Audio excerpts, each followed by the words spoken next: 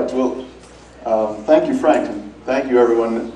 Collabs, I want to give you some context for the next pieces of technology I'm going to describe. We're a nonprofit consortium of federally funded research labs and joint institutes in Colorado. So your taxpayer, your tax dollars have been going to support fundamental research across a spectrum of fields of science, and Colorado actually has the second highest concentration of federal research labs in the country. We're fortunate to be a magnet for brilliant people, and this goes back decades. All right. I put this slide up here intentionally with a small font to jam on as many of the labs as I can. If a keyword in there catches your attention, this is just meant to give you the overall impression of how many labs we have here and the bulk of activity that's going on. It's about a $3 billion impact to our state's economy here, and that's just amongst the labs activity themselves. That's not a reference as to the impact they have within different industries, from aerospace to public health to agriculture to atmospheric science. So let me give you a few examples here. A joint institute with a federal research lab is typically located on a research university campus. In Colorado, we have the Colorado School of Mines, University of Denver, of course, University of Colorado, Colorado State University. And the flexibility and the staffing, actually, that joint institutes provide to larger government agency projects have been quite an asset. They actually allow for projects to move forward sometimes faster, quicker, and with the kind of brain power and multiple perspectives that are simply in addition to, not better than, but in addition to what our federal agencies are able to achieve on their own. I wanted to describe a few examples of entrepreneurial efforts that come out of that primordial soup of fundamental research that is taxpayer-funded federal agencies. So for example, Longpath Technologies has been formed, and it goes back to discoveries made in the early 2000s by the National Institute of Standards and Technology that led to Nobel Prize winning recognition around what's called frequency comb laser technology. The discovery then, which created an ability to measure light particles at a level that had never before been that precise, was then realized by researchers that not only could they distinguish particular types of light wavelengths, but particular molecules. And then, through a cooperation between the National Oceanic and Atmospheric Administration and the University of Colorado Boulder, through another acronym I'll drop there is CERES, their researchers ended up developing what once was a room full of technology down to this 19-inch laser technology that can fit on top of a van or in the back of a Jeep. It can detect methane from over 2 miles away in the percentage as small as a quarter of a human exhale. It's incredibly precise, it is always on, and it is something that can now be incorporated into, here in Colorado, for example, what are likely to be new regulations on emission tracking or emission sensing, born of, as I think Hunter was alluding to earlier, the political will that has come forward in Colorado to really put some higher standards and some more expectations on the oil and gas industry. You can find out more about them, but I would encourage you to just consider that as when they grow. Hopefully you'll be seeing them hiring people, and an example of technology that is manifesting the sort of political and social goals that, in our case, the state of Colorado is pursuing. Know that that wasn't necessarily a brilliant person in their garage working just on their own. This comes from a taproot back into taxpayer-funded federal research labs, and how that ends up coming out into the private sector through this kind of technology. From another angle here, given the hydrogen theme that we have, STARS Technology Corporation was funded through National Science Foundation and Department of Energy projects going back also to the early 2000s. They now have, and I don't want to mix this up, so pardon me while I look down it, they use the existing natural gas infrastructure to have a steam methane reformer that uses solar power. And their interest is in providing hydrocarbons and particularly hydrogen for whatever type of fuel vehicles most likely within the existing system. Their technology is being recognized in numerous energy organizations, and they have also won the Federal Laboratory Consortium Awards in 2016. So again, think of them, without getting too deep into the technology, as coming from your tax dollars, going to the Department of Energy and going into programs like LabCorp, as is referenced here. Third example, mycelium is actually the root structure of mushrooms. This company has gone back and been funded by the National Science Foundation and other federal agencies when these founders here, these guys, were students at Rensselaer Polytechnic Institute. Sorry, that RPI is a word, a mouthful there. But their technology uses agricultural waste, not food waste, but other types of plant-based waste from farms. It's mixed in with the mycelium, and it can be formed into numerous types of packing materials, and now they're also working on insulation and walls and other types of construction material that is born of this type of natural product. One of the best things about this is it can be produced in under a week. It's put into a plastic form, and right now you see the examples of things used for more typical packing, things you might get from Amazon or from a wine purveyor. They can grow this company into even further uses that they're looking at more involved and heavy construction type of projects. So if you're someone who has an entrepreneurial idea, your business is already working on some concept that you would like to help out in the Our Day theme around hydrogen economy, or more broadly around environmental or climate change concerns, I want to point you to fedbizops.gov. This is a website where you can search by keyword and find out between hundreds, no, I should say thousands actually, of government projects where they are looking for entrepreneurs to address the kind of RFPs that they put out, or at least get into a conversation with them about the technology that they are looking for to achieve a given project goal within hundreds of federal agencies. Likewise, challenge.gov is a site where the government puts out very high-minded, visionary, often tough to tackle questions ranging from ecology to aerospace, a lot of public health, a lot of environmental issues, clean water, and they are searching for entrepreneurs who have the ability to meet the kind of goals that the government has set.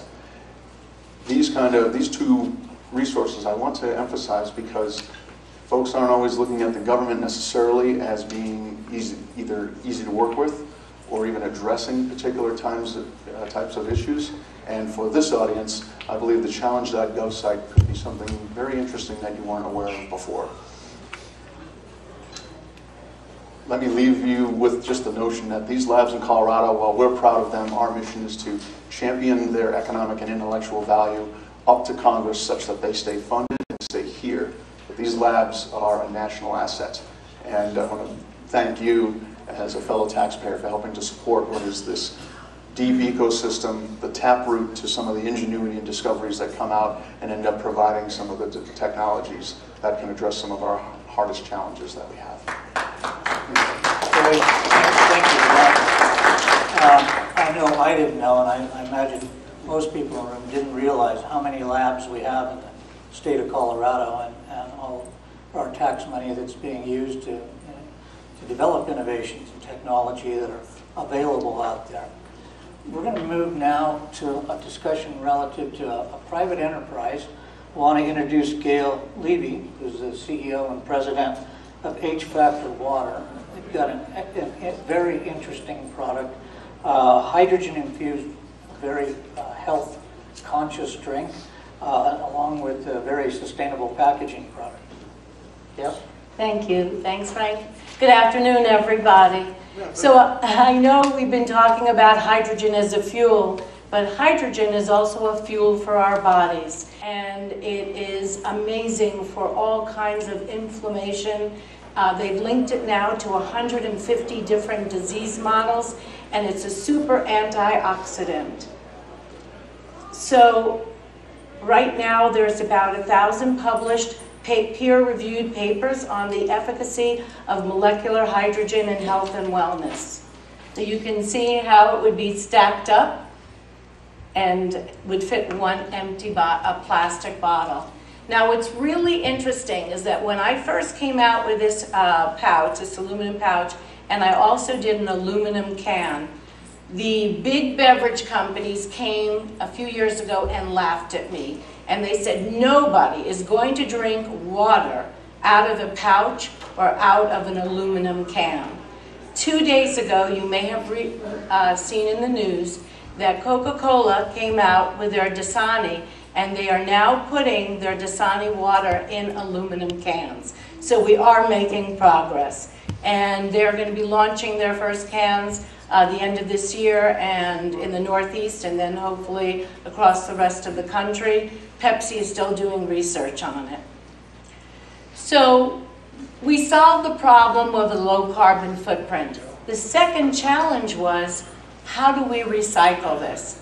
I really was very disappointed. While the packaging was phenomenal in terms of low carbon footprint, I felt that it fell a little bit short in the recycling. And many of you know that the recycling goes from 1 to 7, 1 of course being the best, 7 being not as good as 1. And so I reached out to so many different people and nobody had a solution. I found out that one of the big consumer product companies was using a company called TerraCycle. I reached out to them. It took me several months to finally get a hold of the right person. And we put together a program where we mail in our empty pouches. So it's very seamless. You go online or you'll go on the back of our pouch and you just submit your name and address. They send you something similar to that recycled pouch, and you take your empty products, your empty pouches, and you put them in this envelope. And when you collect enough, you mail it off to them. The postage is completely paid, and it's a very seamless project. So yes, we pay for that recycling. And I think it's incumbent upon other entrepreneurs and other companies to look for ways to recycle their product. And this particular product will be recycled into picnic tables and park benches. And we are going to donate our first park bench to Snowmass and Jazz Aspen at the end of this month. And so we have to be really good stewards, and we have to always look for ways. Yes, it's not the easy way out. Yes, it's more expensive. But at the end of the day, we are doing our part at helping the environment so that we can minimize those giant landfills that are creating methane gas and destroying our environment, and that we can take ownership of recycling these products instead of municipalities that are failing miserably in terms of recycling. They're out of money. They don't know how to recycle it. Consumers are confused. They don't know where to put the recycled or the trash that they have. And guess what? China shut their doors in 2017 and said, we are not taking the world's garbage anymore. So we have to act, we have to be responsible, and we have to be good stewards. Thank you. Thank you for a good discussion. And, if you watched the news last night or this morning, you heard the announcement that July was identified as the hottest month worldwide. So we really need to be taking as much action as we possibly can, as you've been hearing all weekend, and entrepreneurs like this who are thinking through the process from beginning to end and producing healthy products. It's the way we're going to get there. We're going to kind of shift a little bit now to talk about how to design your projects and your products and how to move forward using a smart design component. I'd like to introduce Charlie Edmond. He's the Design Executive Director for Ideas by Nature, and their focus is how to design to persuade the user in the right directions and using blockchain-type perspectives. Thank you. And Gail, I love the fact that you're thinking about the full cycle. There used to be something we talked about in the design industry quite a bit called cradle to cradle, which was an old term, right? And I think all across products, CPG brands, whatever they are, to be able to think through what happens after someone consumes my product. I've focused most of my career on software, so I haven't had that problem necessarily. But if you don't mind, since it's after lunch, I'm going to stand up. I'm used to standing up and walking around in front of board members and C-suite executives in conference rooms and getting them to start to think differently about what they're offering to people and their products and services. Designers come in kind of two brands. Designers are either, one, designing for themselves or designing for others. I fall in that other category because we have to design products that are adopted ultimately at the end of the day. If no one adopts what you've built or designed, it's useless, right? So I think a lot of the things we're talking about today need to be adopted. If these are great ideas that we've had, but they need adoption. So I'm going to talk a little bit about that for the 10 minutes that I have. And my background, first, I'm a humanist like everybody else in this room, but I bring that up specifically because I work in the technology industry. And in the technology industry, you often have products created by engineers that think it's really whiz-bang cool, gotta have this, everyone's gonna love it, and they develop something that really is only for other engineers. And they forget about the human component that technology needs to be in service of humans. And so often we're left frustratedly trying to figure out these devices or trying to figure out software because we have to learn it.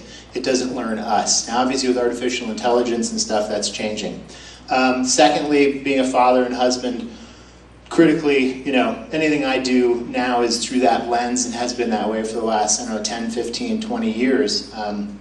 With a 22-year-old boy and a man, and 19 and then a 9-year-old daughter, this is absolutely critical to me.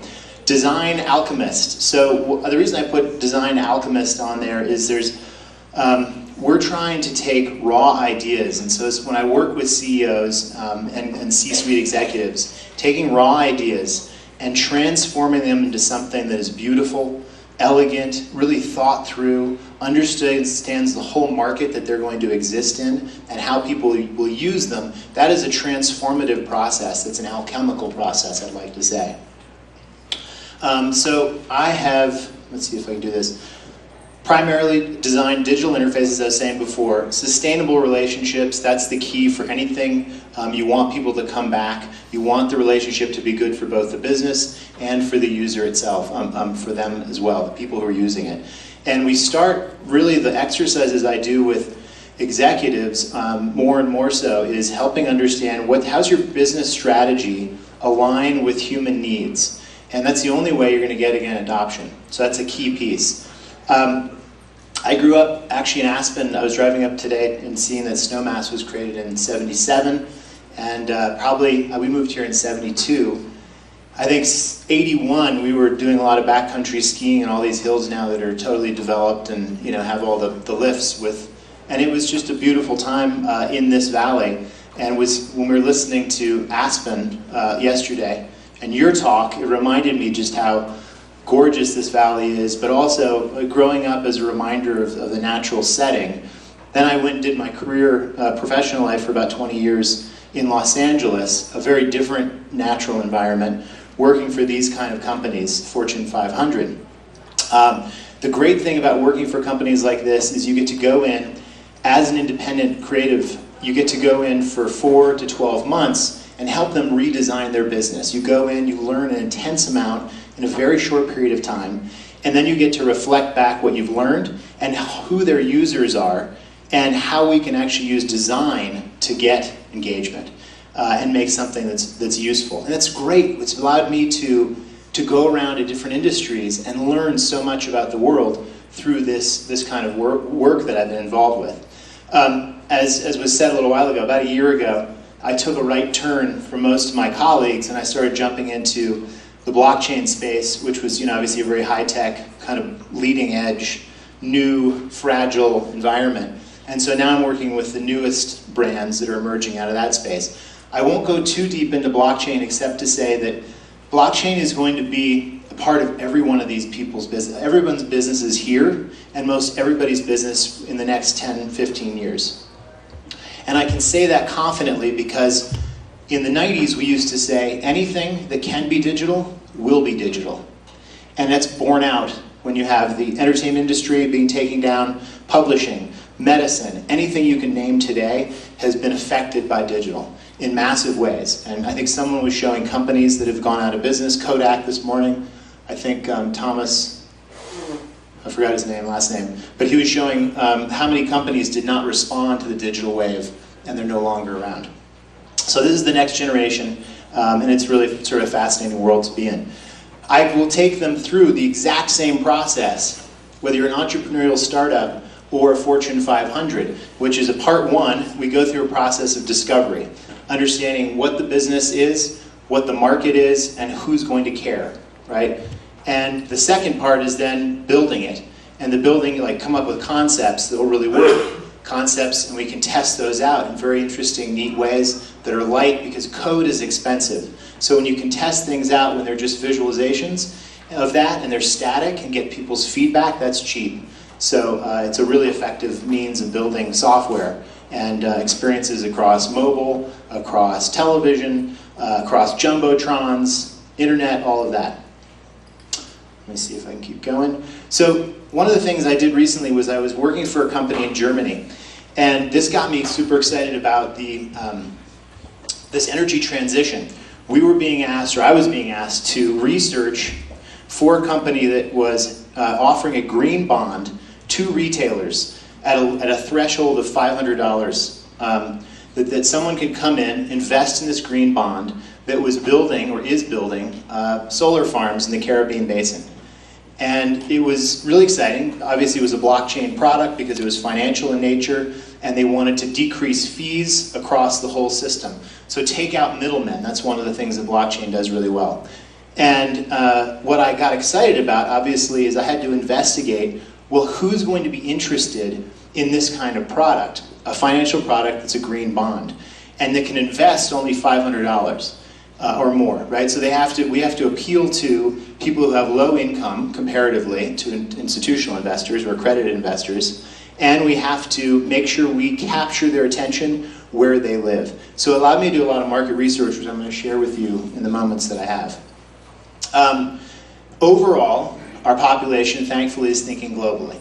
And that is really unique to the last, I'd say, 20 years. And here's some of the reasons why. They're obvious, but they bear repeating. Globally, we're connected in ways we've never been connected before. When you look at the studies of the penetration of internet access that has grown over the last 15, 20 years, it's staggering. And I think Tom was showing a picture of some of the stuff Google X was doing with getting internet, with hot air balloons into places, and Facebook's thinking about that as well. But that just means they're connected to the globe, right, with content. Global culture, as a result of that connectivity, we're seeing content that is similar that's being pushed out. I'll show you one chart about Netflix and its adoption. And you think about Hollywood's role in the cultural mindset of our globe, it's kind of staggering. And the second one, the third one, global issues. So all the things we're talking about here are not regional, they're not local, they are global in nature. So here's some fun little facts.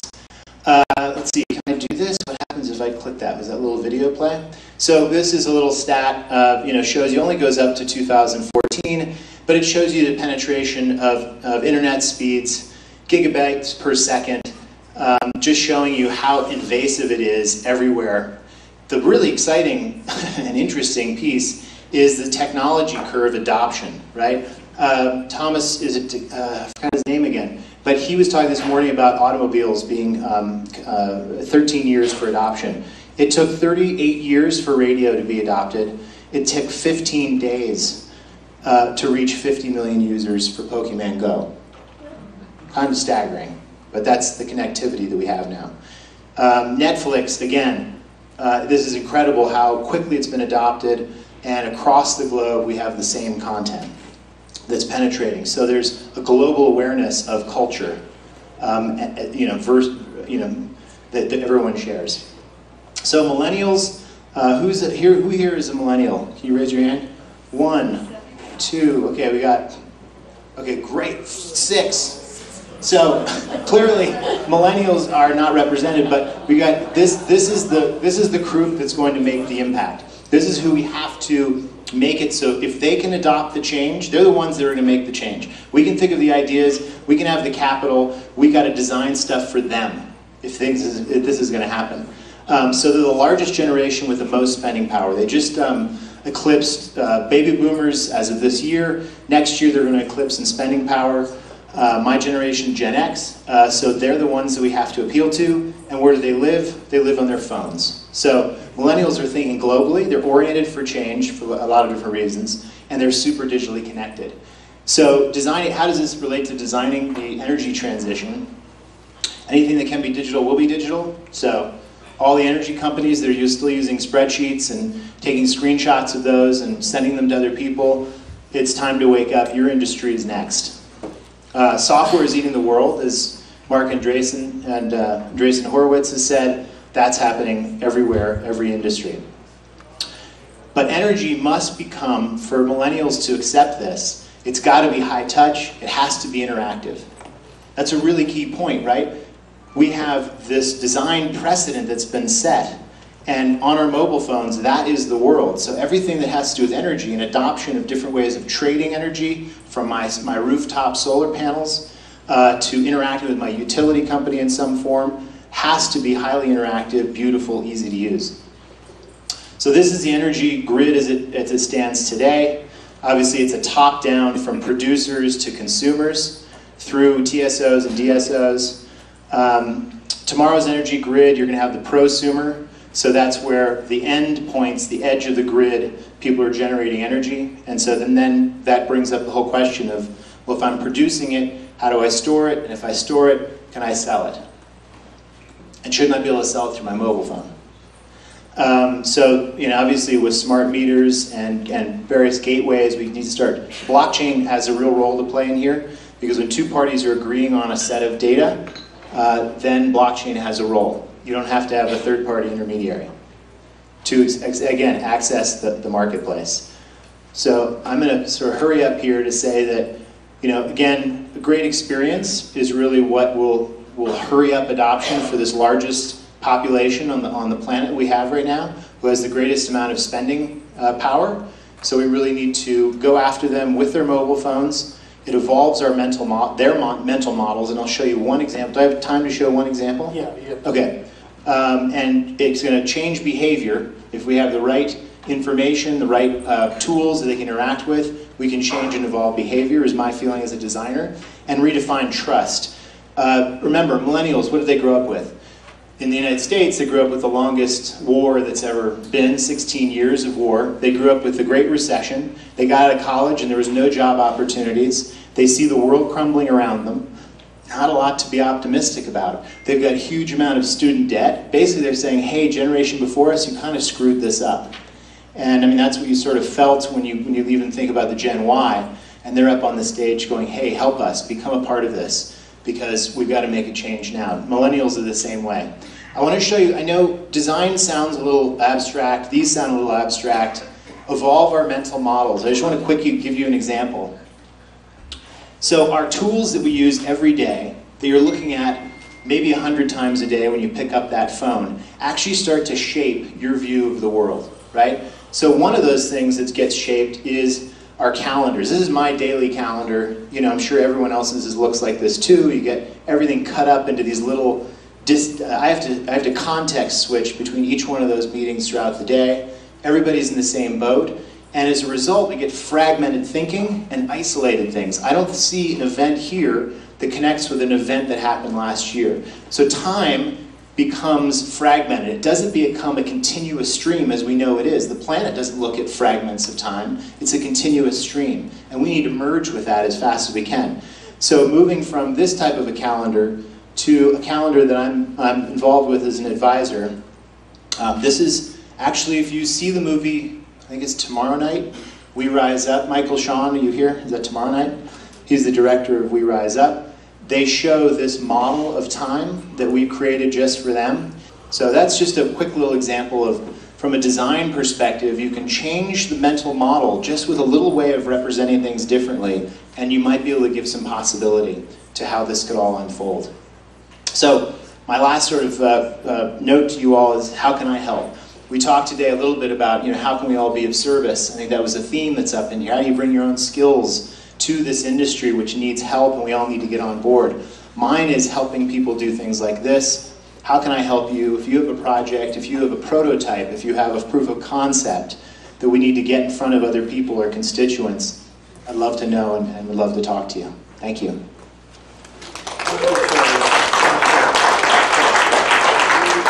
Very nice. So we've kind of just taken you through what's your government doing for you, what kind of research, what are the big things or big innovations that are going on out there, and how do you find out about them, how do you potentially implement those. It's how some entrepreneurs and business people have developed their products and technologies to think globally and think from a societal standpoint, how do they produce something that works and make sure it has the least impact on our planet.